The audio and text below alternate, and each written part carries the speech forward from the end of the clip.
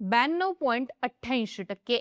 पश्चिम बंगालमध्ये मतदानाच्या पहिल्या टप्प्यात झालेलं हे मतदान आहे. स्वातंत्र्यानंतर देशाच्या कुठल्याही राज्यात आतापर्यंत झालेलं हे सर्वाधिक मतदान आहे. बंगालमध्ये पहिल्या टप्प्यात 152 जागांवरती मतदान झालंय. आता दुसऱ्या टप्प्यात 142 जागा आहेत. जर दुसऱ्या टप्प्यात सुद्धा हाच मतदानाचा ट्रेंड कायम राहिला तर बंगाल हे देशाच्या इतिहासातलं सगळ्यात जास्त मतदान झालेलं राज्य ठरणार आहे. ही घटना फार मोठी आहे, कारण पश्चिम बंगालमध्ये मागच्या 15 वर्षांपासून ममता बॅनर्जी यांच्या तृणमूल काँग्रेसची सलग सत्ता आहे. भाजप मागच्या 10 वर्षांपासून बंगाल जिंकण्याचा प्रयत्न करतोय, पण पक्षाला यामध्ये अजूनही यश मिळालेलं नाहीये.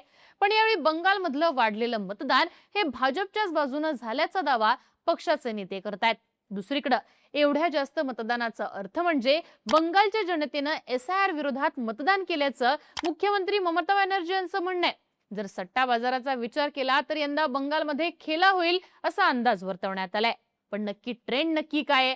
बंगालमध्ये इतक्या मोठ्या प्रमाणात झालेल्या मतदानाचा फायदा कोणाला होणार आहे? हे मतदान सत्तेच्या बाजूने की सत्तेच्या विरोधात? समजून घेऊयात आजच्या व्हिडिओतनं. नमस्कार, मी आरती आणि तुम्ही बघताय बोल भिडू. सगळ्यात आधी बंगालमध्ये एवढं जास्त मतदान का झालं ते समजून घेऊयात. तर निवडणुकीआधी बंगालमध्ये एसआयआर मोहीम राबवण्यात आली होती. या मोहिमेअंतर्गत राज्यातल्या तब्बल 91 लाख मतदारांची नावं मतदार यादीतनं वगळण्यात आली. एसआयआर आधी बंगालमधल्या एकूण मतदारांची संख्या 7.66 कोटी इतकी होती, पण एसआयआर नंतर ती 6.75 कोटी इतकी झाली. याचाच अर्थ बंगालमध्ये तब्बल 11.8% मतदार हे कमी झाले. त्यामुळेच मतदानाचा आकडा एवढा वाढल्याचं बोललं जाते. तसं पाहिलं तर 2021च्या बंगाल निवडणुकीत 83.17% मतदान झालं होतं. निवडणूक विश्लेषक अमिताभ तिवारी यांचा अंदाज आहे की 2021 मध्ये जितक्या लोकांनी मतदान केलं होतं, जर तेवढ्याच लोकांनी यावेळी सुद्धा मतदान केलं असेल तर मतदानाची टक्केवारी 86% इतकी होईल. पण यावेळी पहिल्या टप्प्यातच 93% मतदान झालं. जर दुसऱ्या टप्प्यात सुद्धा एवढंच मतदान झालं तर एसआयआरचा फॅक्टर बाजूला करूनही एकूण मतदान 6 ते 7% वाढलेलं असेल. आता हेच 7% मतदान बंगालचं भविष्य ठरवणारं असेल. या वाढलेल्या मतदानाबाबत अनेकांचे वेगवेगळे अंदाज आहेत. पहिल्या टप्प्यात ज्या 16 जिल्ह्यांमध्ये निवडणुका झाल्या त्यापैकी तब्बल 13 जिल्ह्यांमध्ये मतदानाचं प्रमाण 90%पेक्षा जास्त आहे. मुर्शिदाबाद, मालदा यांसारख्या जिल्ह्यांमध्ये एसआयआर अंतर्गत सर्वाधिक नावं वगळली गेली, पण या जिल्ह्यांमध्ये सुद्धा मतदानाचं प्रमाण 90%च्या वर आहे.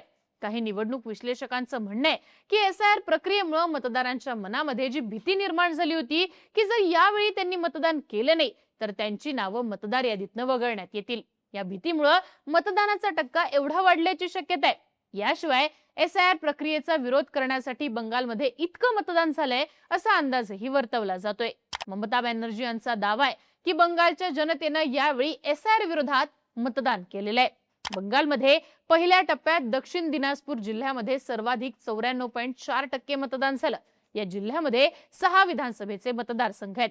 इथं मुस्लिमांची लोकसंख्या अंदाजे 25%, तर हिंदूंची लोकसंख्या 73.5%. म्हणजेच काय तर हिंदू बहुल जागांवरती मतदानाचं प्रमाण सर्वाधिक आहे.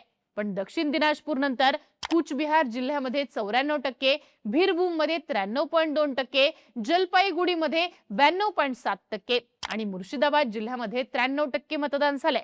मुर्शिदाबाद जिल्ह्यामध्ये विधानसभेचे तब्बल 22 मतदारसंघ आहेत. या जिल्ह्यामध्ये हिंदू हे अल्पसंख्याक आहेत. इथं मुस्लिमांची लोकसंख्या 65%पेक्षा जास्ती आहे, तर हिंदू लोकसंख्या फक्त 33%. याचा अर्थ काय तर हिंदू बहुल असू देत किंवा मुस्लिम बहुल, यावेळी मतदानाची टक्केवारी सगळीकडेच वाढलेली दिसतीये. आता या वाढलेल्या मतदानाचा अर्थ नेमका काय आहे? याचा फायदा भाजपला होणार आहे की ममता बॅनर्जी यांना, ते समजून घेऊयात. साधारणपणे मतदानाच्या वाढलेल्या टक्केवारीचा अर्थ निवडणूक अटीतटीची आहे असा लावला जातो. कारण ज्यावेळी मतदारांचा सध्याच्या सरकारवरती असंतोष असतो तेव्हा त्या सरकारला सत्तेतनं बाजूला करण्यासाठी मतदार मोठ्या संख्येनं मतदानाला बाहेर येतात. पण हा ट्रेंड सगळीकडेच फॉलो होतो असंही म्हणता येत नाही. प्रसिद्ध निवडणूक विश्लेषक संजय कुमार यांच्या म्हणण्यानुसार 2020 पर्यंत देशात एकूण 332 विधानसभेच्या निवडणुका झाल्या. त्यापैकी 188 निवडणुकांमध्ये मतदानाची टक्केवारी वाढली, पण त्यापैकी 89 वेळा सरकार पुन्हा निवडून आली. तर 144 वेळा मतदानाची टक्केवारी घसरली, ज्यापैकी 56 वेळा सरकार पुन्हा निवडून आलं. याचा अर्थ मतदानाची टक्केवारी आणि निवडणुकीचा निकाल याचा एकमेकांशी अर्थ लावणं अत्यंत अवघड आहे. जर आपण पश्चिम बंगालच्या या आधीच्या निवडणुकांचा पॅटर्न पाहिला तर स्वातंत्र्यापासून बंगालमध्ये आतापर्यंत 17 निवडणुका झालेल्या आहेत. त्यापैकी 9 वेळा मतदानाच्या प्रमाणात 4.5% बदल झाला. म्हणजे कधी मतदान वाढलं तर कधी मतदान कमी झालंय. पण यापैकी फक्त 3 वेळा सत्ता बदल घडून आलाय. म्हणजेच उरलेल्या 6 वेळा सरकारनं आपली सत्ता कायम राखलीये. बंगालमध्ये शेवटचं सत्ता परिवर्तन 2011 मध्ये झालं होतं. त्यावेळी ममता बॅनर्जी यांनी कम्युनिस्ट पक्षाची तब्बल 34 वर्षांची सत्ता उलथवून लावली होती. ही घटना खूप मोठी होती. पण जर आपण मतदानाची टक्केवारी पाहिली तर 2006च्या तुलनेत 2011 मध्ये मतदानात फक्त 2.4% बदल झाला होता. 2006 मध्ये 81.9% असणारं मतदान 2011 मध्ये 84.3% झालेलं. तरी देखील सत्ता बदल झाला. सांगण्याचा अर्थ इतकाच आहे की बंगालमध्ये सत्ता बदल घडवण्यासाठी मतदानात फक्त 2.5%ची वाढ सुद्धा पुरेशी ठरलेली आहे. बंगालमध्ये आतापर्यंत फक्त 4 वेळा सत्ता बदल झालाय. 1967 साली राज्यातली काँग्रेसची सत्ता जाऊन युनायटेड फ्रंटची सत्ता आली होती. त्यावेळेचं मतदान तब्बल 10.6%नी वाढलं होतं. त्यानंतर 1971 साली पुन्हा काँग्रेसची सत्ता आली.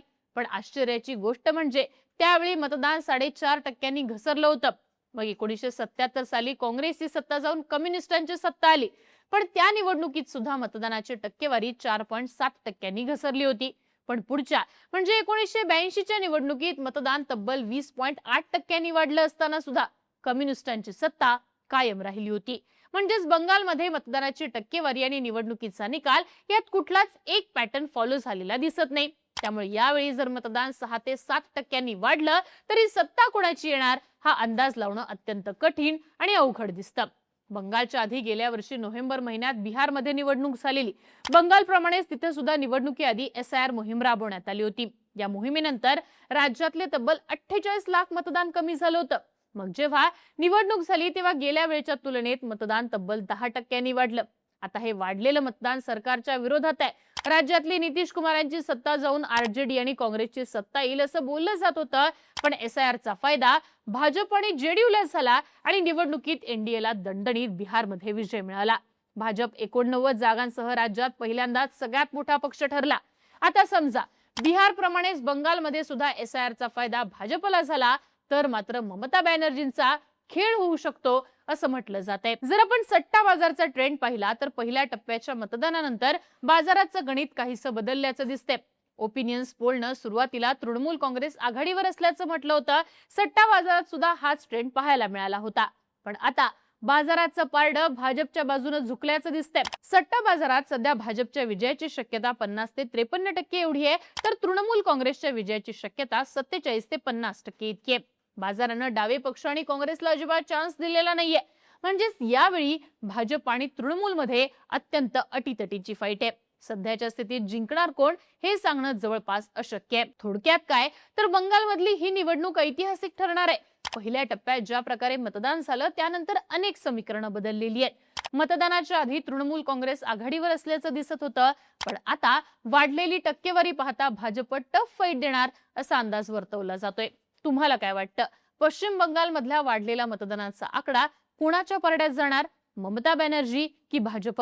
पश्चिम बंगालच्या निवडणुकीच्या निकालाविषयीची तुमची मतं आणि प्रतिक्रिया कमेंट बॉक्समध्ये लिहून कळवा आणि बोलबिडूच्या YouTube चॅनलला नक्की सबस्क्राईब करा.